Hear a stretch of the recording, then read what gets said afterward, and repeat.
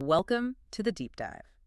So today we're tackling something, well, something pretty powerful actually, and maybe a bit difficult for some. hmm It's this pattern, this script that so many of us get caught in our relationships. Yeah, These dysfunctional relationship roles, the drama triangle. that's the one. Yeah. Victim, persecutor, rescuer. Exactly. And it just drains everything, right? Your energy, creativity, connection. Especially as you mentioned, when things like addiction or other self-destructive habits get tangled up in it, it really amplifies the pain. Yeah, absolutely. And today, we've got a solid lineup of sources to really unpack it. We're drawing from some foundational work, transactional analysis, Eric Bernet, Thomas Harris. Right, the classics in this area. Yeah, but we're also blending that with more modern insights. We're pulling from attachment theory, even neurobiology, identity science. That's quite a mix. Well, the mission here is pretty critical, right? It isn't just about mapping out these patterns, though that's important. No, seeing it is step one, but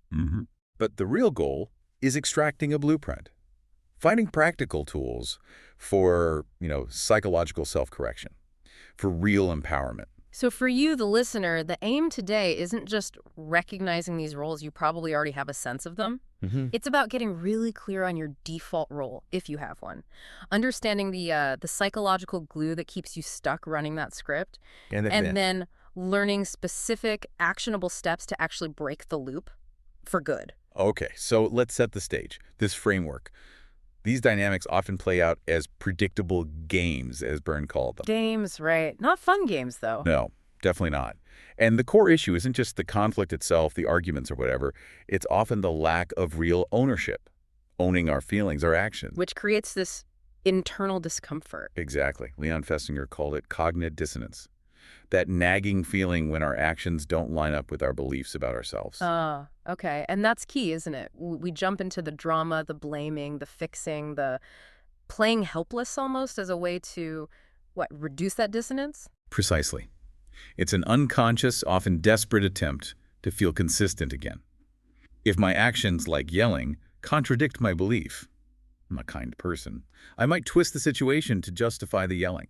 So you blame the other person or the situation. Right. You make the external reality fit, even if it means making the relationship worse. It temporarily eases that internal tension. So the triangle, these roles, they actually serve a purpose, however dysfunctional. They let us off the hook for that internal inconsistency. That's a great way to put it. It allows us to point fingers outward or even inward in a self-pitying way instead of taking the responsibility that would resolve the dissonance authentically. Okay, that makes sense. So let's dive into the roles themselves, starting with the one that often feels like the anchor point, the victim. Now, when we talk about the victim role here, we need to be clear. We're talking about a psychological stance, right? Yeah. And not necessarily someone who is a victim of circumstance in the objective sense, although they might be. Exactly. It's about the operational stance, the psychological posture. And the defining feature is this feeling of overwhelming helplessness. Helplessness. And maybe a refusal of agency. A persistent refusal of full agency, yes. And it has its own emotional language. Thomas Harris, in his transactional analysis work, he identified these classic games the victim plays. Like what? Things like, ain't it awful? Where people get together and just list terrible things. Misery loves company. Right. Or poor me. Or the really deep one, nobody knows the trouble I've seen. Wow, okay. The common thread is always articulating that helplessness, feeling overwhelmed by circumstances. And it's fascinating how this connects to other areas, like trauma research. I know Daniel Goleman touched on this. He did. His work on emotional intelligence shed light on PTSD susceptibility. Goleman pointed out something crucial. In a catastrophic event, the feeling of it being uncontrollable is the key factor. Uncontrollable. Yes. If someone feels they have even a tiny bit of control, some small action they can take, they tend to cope much better psychologically than someone who feels utterly powerless.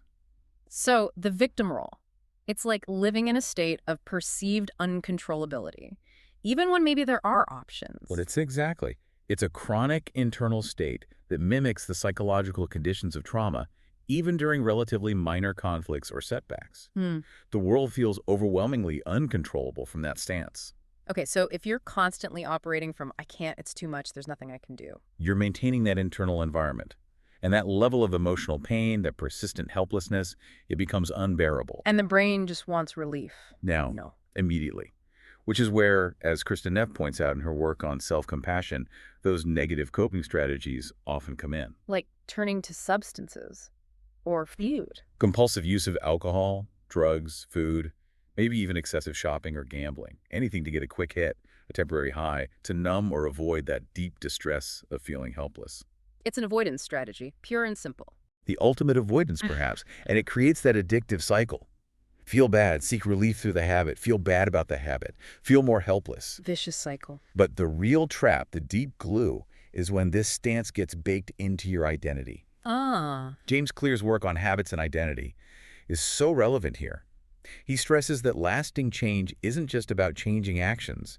It requires an identity-level update. Meaning, if you see yourself fundamentally as, say, a failure or unlucky, then every setback, every little mistake isn't just an event. It's proof. Proof that your identity is correct. Wow. It becomes a self-fulfilling prophecy, reinforcing that victim narrative over and over. So getting out isn't just about trying harder. No, it requires a fundamental shift. Moving from goals like, I want to stop failing, which still centers failure, to defining yourself differently. Like, I'm the kind of person who faces challenges, or I am the kind of person who learns from mistakes, or I own my choices. You have to become someone new in a sense. You have to stop identifying with the helplessness, so the helplessness stops being the core of who you are. That's the identity shift. Okay, let's pivot now to the polar opposite, seemingly. The persecutor. Right. The role defined by judgment, blame, criticism, attack. It often feels like aggression, maybe contempt. It often is. And frequently, it's rooted in the persecutor's own unacknowledged pain or insecurity, just projected outwards.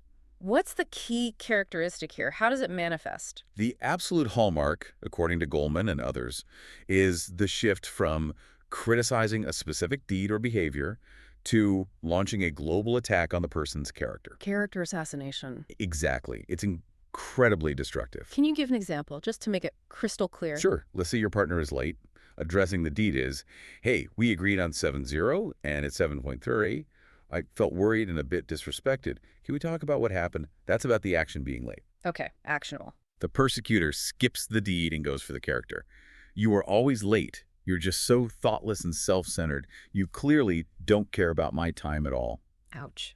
Lots of you statements, labeling. Exactly. Absolute language. Always, never. Labels. Thoughtless, self-centered. And an attack on their fundamental nature. It leaves no room for repair. Only defense. And that kind of communication is just toxic. John Gottman's research hammers this home, right? With the 4 horsemen. Absolutely. Criticism and its toxic cousin, contempt, are 2 of the big predictors of relationship failure, especially when they show up right at the beginning of a conflict, what Gottman calls a harsh startup. If you start the conversation with an attack, it's almost guaranteed to escalate. The other person gets defensive, maybe attacks back, and you're off to the races, miles away from any resolution. Gottman also found something interesting about influence in heterosexual couples, didn't he? A really crucial finding. His data showed that marriages where the husband consistently resisted accepting influence from his wife. Meaning like not taking her opinions or feelings seriously. Basically, yes. Rejecting her bids for connection or input. Those marriages were 4 times more likely to end in divorce or be chronically unhappy. 4 times? Wow. And often, what happens is the wife's frustration builds and builds until she resorts to harsh startups, maybe slipping into that persecutor energy out of sheer desperation to be heard. So his resistance actually creates the dynamic he probably dislikes. It becomes this awful feedback loop. He resists, she gets critical. He resists more because she's critical. It spirals downwards. It's a tragic irony. The attempt to maintain control destroys the connection. But the persecutor isn't always external, is it? We can do this to ourselves. Oh, absolutely. For many people, the most relentless and damaging persecutor is their own inner critic. That voice that's constantly finding fault, judging. Constantly. And there's this pervasive myth, isn't there, that we need that inner critic to stay motivated, to achieve things. Yeah, like I have to be hard on myself or I'll get lazy. It's a really dangerous myth. Kristen Neff's research clearly shows that self-criticism is not a safe or effective motivator. Why not? What does it actually do? It activates the body's threat defense system, the sympathetic nervous system, fight or flight. Seriously? Just by beating yourself up mentally? Yes. It floods your system with stress hormones like cortisol. You're essentially putting your body and brain into a low-grade, or sometimes high-grade, state of emergency. Which is the opposite of what you need for clear thinking or resilience. Exactly. It hinders rational thought, problem solving, learning from mistakes, everything you actually need for genuine growth and achievement. You can't learn effectively when you feel under threat, even if the threat is coming from inside your own head.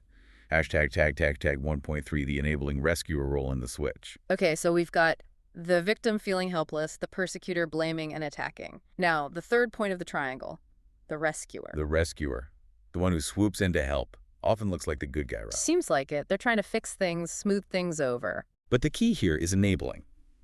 Their helping often prevents the victim from having to face consequences or develop their own capabilities. It keeps the victim dependent. So the rescuer actually perpetuates the cycle, even with good intentions. Often, yes. And the rescuer isn't doing it purely out of altruism, usually. They're often running their own script, too. What do you mean? They might feel worthy or valuable only when they're needed, when they're fixing someone else's problems.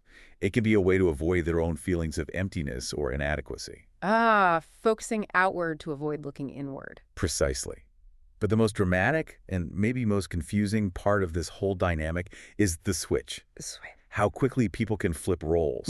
The victim suddenly becomes the persecutor. The rescuer becomes the victim. It can happen in an instant. This constant role swapping is the transactional game. And Eric Berney had specific games that illustrated this, right? He did. The classic combo is see what you made me do, said WYMD, coupled with you got me into this UGMIT. Okay, a WYMD and UGMIT. Can you walk us through how that works? The example Berney used is pretty vivid. Let's use the classic Mr. and Mrs. White example. Mrs. White offers to manage the household budget. She's playing the rescuer. I'll handle this complicated task for us. Seems helpful on the surface. Right. But maybe Mr. White sort of passively pressured her into it because he didn't want to do it. It's a subtle persecutor move, perhaps. Anyway, Mrs. White then mismanages the money and overspends, creating a big problem, like a huge overdraft. Okay, so the rescuer created a mess. Yes. Now, Mr. White discovers the overdraft. He confronts her, and bam, the switch happens. How so? Mr. White instantly flips from maybe passive persecutor to furious victim. He plays UGMIT. You got me into this. Look at this mess you made. Now I'm stressed. He blames her entirely. Okay, he's the victim now. What about Mrs. White? She, the former rescuer, immediately flips too. She might become a persecutor herself. Well, maybe if you didn't spend so much. Or, more likely, she flipped to victim, playing WYMD. See what you made me do? You put so much pressure on me, the bills were overwhelming, you forced me into this situation. Wow, so they just trade accusations. Exactly. They're caught in this circular blame game. The original problem, the debt, never gets addressed constructively. They both leave the interaction feeling angry, misunderstood, and justified in their role. The roles switched, the drama continued, nothing got solved. That instantaneous switch is the key. It deflects all accountability. It's the ultimate distraction. But there are other, sometimes more subtle ways the rescuer dynamic keeps the cycle going, especially related to attachment styles. How does attachment play into rescuing? Well, think about couples with an anxious avoidant pattern. Often the avoidant partner fears intimacy, fears being engulfed. Right, they need space. So when a conflict arises, the anxious partner might push for resolution because resolution brings closeness, which they crave. But for the avoidant partner, Closeness is the threat. exactly. So as the argument progresses towards a potential resolution, the avoidant partner might unconsciously start to sabotage it. They might get hostile, withdraw, stonewall. Why? To push the other person away. To maintain emotional distance. In a way, their refusal to resolve the conflict, their withdrawal, is a form of rescuing themselves from the intimacy that resolution would bring. So they're enabling the distance rather than enabling another person's helplessness? Correct. They're preserving the status quo of emotional distance, which keeps the underlying issues unresolved and the potential for the drama triangle to keep spinning alive and well. Whether it's enabling helplessness or enabling distance, the rescuer dynamic is fundamentally about avoiding genuine vulnerable engagement. Okay, we've got a clear picture of the roles. Victim, persecutor, rescuer, and how they switch. But the million-dollar question is, why do we get stuck? Why keep playing these painful games even when we know somewhere deep down they're destructive? What's the psychological glue? Hashtag tag 2.1, cognitive dissonance and rationalization. Well, the primary adhesive, as we touched on earlier, is Leon Festinger's concept of cognitive dissonance. Right, that discomfort when our actions and beliefs don't match. Exactly. Our brains are hardwired to seek consistency. That gap, That dissonance, it feels genuinely uncomfortable, even distressing. So we're highly motivated to close that gap. And often, the easiest way isn't changing the difficult behavior. It's changing the belief about the behavior or the situation. So, if I play the victim and avoid responsibility action, but I believe I'm a responsible person, belief, I feel dissonance. Right. So to reduce that dissonance, you might rationalize. Fessinger's identified a few key methods. First, rationalization. You change your belief to justify the action. Like, I'm not avoiding responsibility, the situation is genuinely impossible. Or, I'm helpless because the system is rigged against me. Precisely. Or the persecutor rationalizes. I didn't just attack them. They deserved it because they were being unreasonable. Okay, what else? Second, avoidance. You actively avoid information or situations that would increase the dissonance. Like the victim avoiding self-help books or therapy resources. Or the persecutor refusing to listen to their partner's perspective on why they were hurt.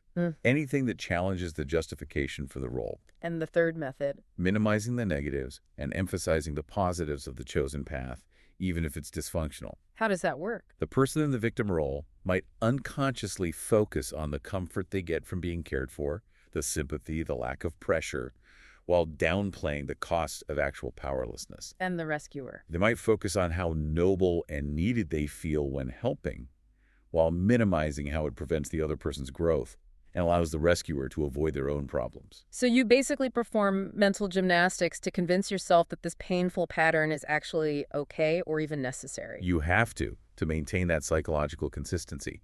And here's a crucial point Festinger found about choices. Yeah. When a decision is difficult or impossible to reverse, people become more committed to that choice after they've gone through the dissonance reduction process. Right. Wait, more committed?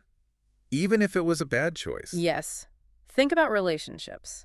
If you've invested years in a painful dynamic, say rescuing an addicted partner, and you've spent all that time rationalizing the pain, minimizing the negatives, he needs me, it's not that bad. You've built up a strong psychological defense for staying. Exactly. The very act of reducing the dissonance cements your commitment to that pattern. It becomes incredibly hard to admit the cost and change course because that would bring all the suppressed dissonance flooding back. You're psychologically pot committed to the dysfunction. Hashtag tag 2.2 social dynamics and confirmation. Wow. Okay, so it's not just internal mental gymnastics. Our social world plays a huge role too, right? Like reinforcing these roles. Absolutely. Social groups are a massive resource for managing cognitive dissonance. Thought so. When we feel that internal inconsistency, that dissonance, we tend to seek out and engage more with people who share our views, our justifications. Echo chambers. Basically, yes. If you're stuck in the victim role, finding other people who also feel the world is unfair and love to play ain't it awful. Validates your entire perspective. Makes it feel real, justified. Completely. It reduces the dissonance because your social reality confirms your internal narrative. Leaving that role then becomes doubly hard because it might mean losing your social support system, your main source of validation. You risk becoming an outsider to the group that understands you. That's a powerful deterrent. And then there's this other modern dynamic that adds another layer of stickiness. The paradox of choice. The paradox of choice. That's Barry Schwartz's idea, right? That having too many options makes us miserable. Essentially, yes. We think more choice equals more freedom and therefore more happiness. But Schwartz argues the opposite often happens, especially in complex decisions like relationships or careers. How does having more options make us less happy? That seems counterintuitive. Well, first, it increases the psychological burden. Evaluating endless options is exhausting. Second, it dramatically increases the likelihood of regret. Because you're always wondering if you could have picked something better. Constantly. You make a choice, but you're haunted by the ghost of the options you didn't choose. This forces us into endless social comparison, looking at what others have, wondering if their choice was better.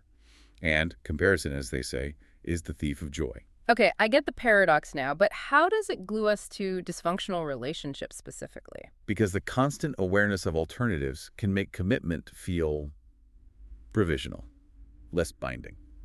Why fully commit or work through the really hard stuff in this relationship if a potentially better or easier one might be just a swipe away? So it undermines the willingness to do the hard work of breaking dysfunctional patterns. It can. Schwartz's rather radical conclusion is that true, deep satisfaction often comes not from maximizing freedom and options, but from accepting constraints. With constraints like commitment. Exactly. Strong social ties, like a committed marriage or deep long-term friendships, inherently reduce your freedom in some ways. They require compromise, obligation, sticking around when things get tough. But that's what builds happiness. Paradoxically, yes. That binding, that commitment, forces you to work within the relationship, to invest in making it good, rather than constantly scanning the horizon for upgrades. It reduces the dissonance and regret associated with endless choice. So, the very thing that feels like a loss of freedom might be the key to satisfaction, while the illusion of infinite options keeps us dissatisfied and potentially stuck in shallower or more easily discarded dysfunctional patterns. Hashtag 2.3 behavioral contingencies and control. This ties into the behavioral perspective too, doesn't it? Thinking about B.F. Skinner and how our behavior is shaped by consequences, we might be stuck because the dysfunctional role, weirdly, gets reinforced. That's a really important angle. Skinner argued that the whole human striving for freedom isn't some abstract philosophical drive. It's fundamentally about behavior specifically, behavior aimed at avoiding or escaping aversive features of the environment. Aversive features, like pain, punishment, criticism, effort. Exactly, things we don't like. And often, these aversive conditions are set up by other people, or even by the demands of reality itself. Or, crucially for this discussion, by our own internal states or habits. So if playing the victim lets me avoid the aversive effort of solving a complex problem, Then the victim role is reinforced by negative reinforcement, the removal of the unpleasant stimulus, the effort. The reward is the escape from the hard work. and the rescuer might be reinforced by avoiding their own feelings of emptiness, or maybe by the positive reinforcement of feeling needed. It could be either or both. Mm-hmm. The persecutor might be reinforced by a feeling of control, or by temporarily discharging their own frustration, even if it damages the relationship long term. So Skinner's point was that we need to look beyond the feeling of freedom. Yes. He argued that defining freedom just in terms of feelings, feeling liberated, feeling autonomous, is a mistake. It misses the crucial next step. Which is? Not trying to free ourselves from control altogether because behavior is always influenced by consequences, but rather to analyze and change the kinds of control we are subject to. Okay, that reframes stepping off the drama triangle completely. It does. It shifts it from some dramatic, purely emotional act of breaking free to a much more deliberate, almost scientific behavioral self-analysis. You have to ask, what are the contingencies? What behavior is actually being reinforced here right now, even if the reinforcement is subtle, like avoiding conflict or gaining pity? Exactly. You need brutal honesty about your own reinforcement schedule. What am I getting out of this role, behaviorally speaking? So for the rescuer, the reinforcement might be the victim's continued dependence, which makes the rescuer feel important. Right. So to break that cycle behaviorally, the rescuer needs to intentionally rearrange the contingencies. They need to stop reinforcing dependence and start reinforcing the victim's independence. Even if that means the rescuer gets less reward initially, less feeling of being needed. Especially then. It requires shifting focus from internal feelings, I want to feel helpful, to external behavioral design. How can I set up the situation so that their independent actions are rewarded? It's about changing the environmental and social contract, not just making emotional declarations. Okay, understanding the roles and the glue, the dissonance, the social reinforcement, the behavioral traps, that's huge. But now, the crucial part, how do we actually get off the triangle? How do we move into empowerment and accountability? Hashtag tag 3.1, identity level change, the core shift. Well, as we hinted at earlier with James Clear's work, the most fundamental shift has to happen at the level of identity. It's not just about changing what you do, but changing who you are. Exactly. Clear's mantra is powerful. Building better habits, breaking bad ones. It's ultimately about becoming someone, not just achieving something. So if I've been stuck in the victim role, the goal isn't just, okay, I'll solve this one problem. No, the identity shift is towards, I am the kind of person who takes responsibility, or I am resourceful, or I am a problem solver. You start acting from that new identity. You embody it. You embody it. You stop trying to merely shed the old role and start actively becoming the protagonist, the agent in your own life story. That sounds demanding. It requires a certain readiness, doesn't it? It really does. Csikszentmihalyi, known for his work on flow, talked about this. He said that when our goals get blocked, which happens all the time, right? Life throws curveballs. Constantly. We have to be psychologically prepared. Prepared to see unexpected opportunities in the setback. Prepared to formulate new goals that align with this emerging, more agentic self. And if you're not prepared, if you don't have that flexibility, Then all your mental energy gets wasted in inner turmoil. just spinning your wheels. The victim rehearses the poor me's story, the persecutor fumes and blames, the rescuer scrambles to soak something external. None of it moves things forward. That energy needs redirection into a new goal, driven by that updated identity. Okay, but what happens when you try to act from this new identity, I am a problem solver, and you fail. You hit a setback. The old script must come roaring back. Oh, it absolutely tries to. The old victim identity shouts, "See? I told you, you can't do it. You really are helpless, a failure." Right. So how do you fight that? This is where Carol Dweck's research on mindset is so critical, specifically cultivating a growth mindset. The idea that abilities aren't fixed. Exactly. When you hit that inevitable setback, the fixed mindset sees it as proof of your limitations. The growth mindset, however, responds differently, with Oh. interest, with curiosity. Instead of, "Oh no, I failed, this proves I'm bad at this," the growth mindset asks, "Okay, that didn't work. Why didn't it work? What can I learn from this? What can I try differently next time?" So failure isn't a verdict, it's data. Precisely. The old identity treats failure as a definition of self. The new growth-oriented identity treats failure as necessary feedback, essential information for the learning process. It reframes the entire experience from judgment to exploration. Hashtag 3.2 integrated self-compassion as a shield and a guide. This makes so much sense. If the victim role is fueled by avoiding pain and the persecutor is driven by harsh self-criticism, then self-compassion seems like a really potent antidote. It's arguably the most powerful tool we have for navigating this territory. But Yeah. as you said, we need to understand it correctly. It's not just about being nice to yourself in a fluffy way. No. Kristen Neff defines it as an integrated practice. It has two essential wings: tender self-compassion and fierce self-compassion. Okay, tender and fierce. Tell me about tender first. Tender self-compassion is what most people think of. It's the nurturing aspect. It involves acknowledging your own suffering. Wow, this really hurts. Understanding that suffering and imperfection are part of the shared human experience. You're not alone. And actively bringing kindness and comfort to yourself, like you would to a friend who's struggling. So it directly counteracts the isolation and harshness of the victim, poor me, and the inner persecutor. I'm terrible. Exactly. It provides the soothing and validation needed to begin healing those underlying wounds that often fuel the drama rules in the first place. It builds that foundation of safety.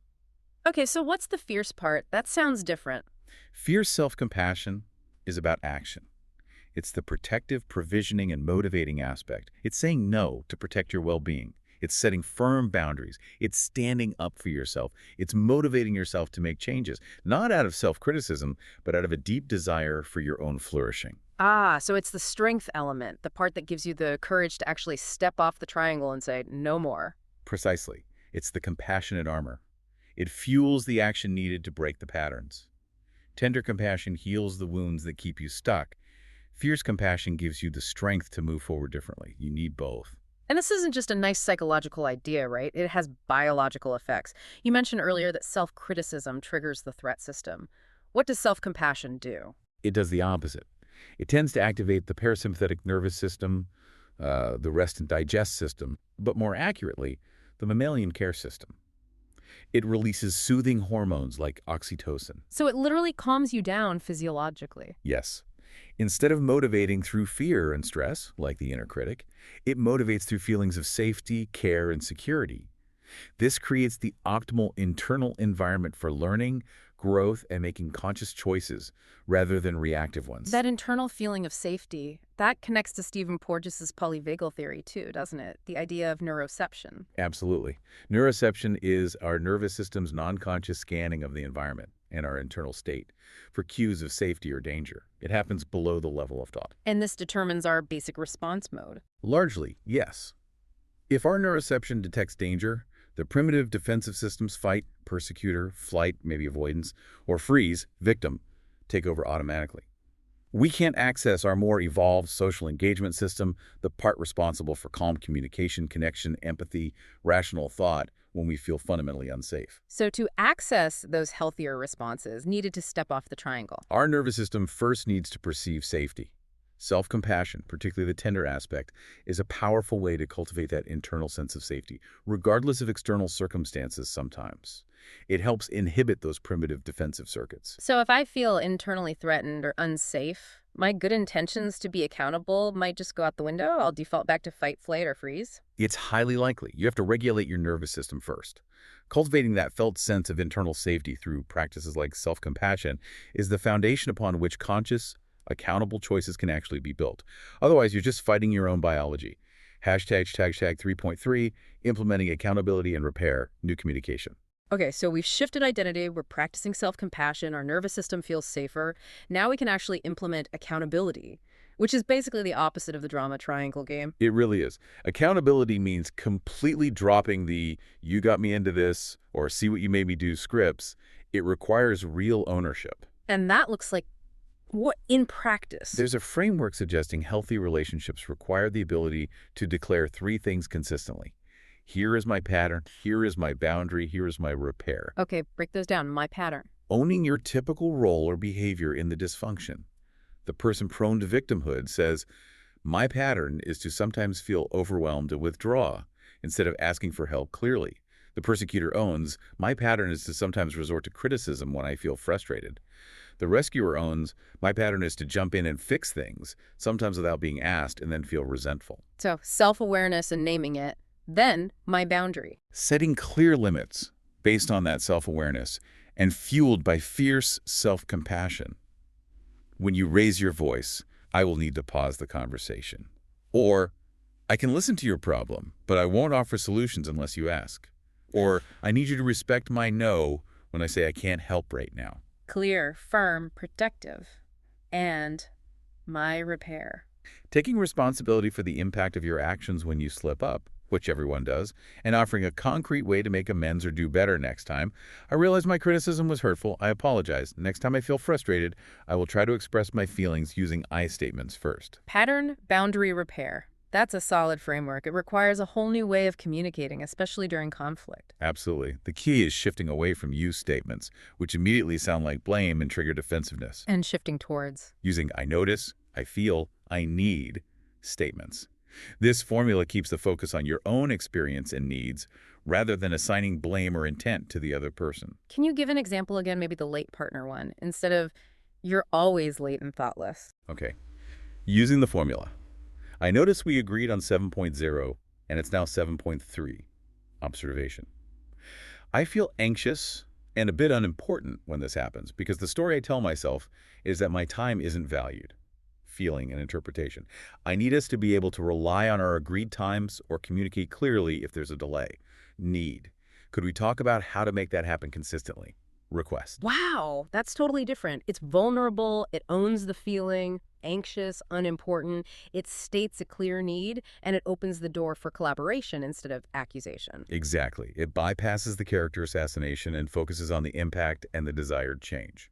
It's much harder for the other person to get defensive against your stated feeling or need. You'd also want to make sure they heard you correctly. Yes, ideally, asking them to reflect back what they heard ensures the message landed. It short-circuits misunderstandings that fuel the drama. Okay, there's one final piece for repair, especially after conflict, that Gottman emphasized, something about reality. Acknowledging subjective reality. This is huge. The drama triangle thrives on each person being absolutely convinced of their own objective truth and the other person's wrongness. The victim knows they're innocent. The persecutor knows the other is guilty. Right. To break this, both people need to truly accept, that reality is subjective.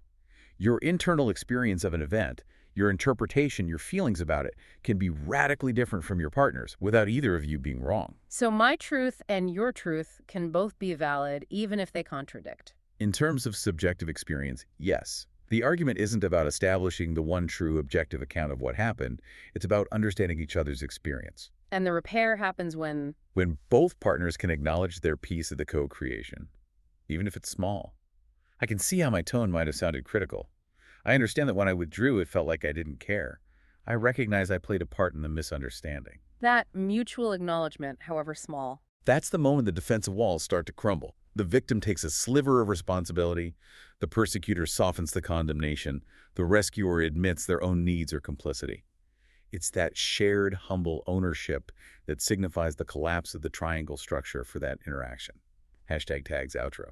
Wow. Okay, we have covered a lot of ground today, really mapping out these painful roles: victim, persecutor, rescuer, and how they feed off each other in that drama triangle. And digging into the psychological glue, that cognitive dissonance, the social validation traps, even the paradox of choice, and those tricky behavioral reinforcements that keep us stuck. Yeah, understanding why it's so sticky is almost as important as seeing the roles themselves. But the key takeaway really is the path off the triangle. It's not just about willing yourself out. It's about that deep, intentional work. Starting with identity, shifting from defining yourself by the role to defining yourself as someone capable and accountable. Using integrated self-compassion, both tender and fierce, as the fuel and the shield. Regulating your nervous system to create that internal safety needed for conscious choice. And then implementing those practical accountability steps. Owning your patterns, setting clear boundaries, offering genuine repair, using that non-blaming communication. It's a move from being a reactive player in a pre-written script to becoming the intentional author of your interactions and ultimately your life. So as we wrap up, here's that final thought for you, the listener, to maybe chew on. We spend so much energy focusing on external freedom, right? Escaping jobs, relationships, situations, looking for the exit door out there. But what if the real matrix, the real container shaping everything isn't out there? What if it's your internal sense of self, your core identity script?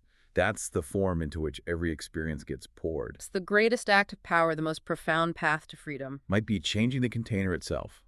Recognizing that your internal landscape, your attitude, your chosen identity, that's where the deepest change happens. It's not about escaping the roles others seem to put us in, but about embracing what Joseph Campbell might call the hero's journey. Exactly. That voluntary transformation of your own attitude, your own assumptions, your own actions, that's where true agency lies. That's stepping off the triangle and onto the path of your own making.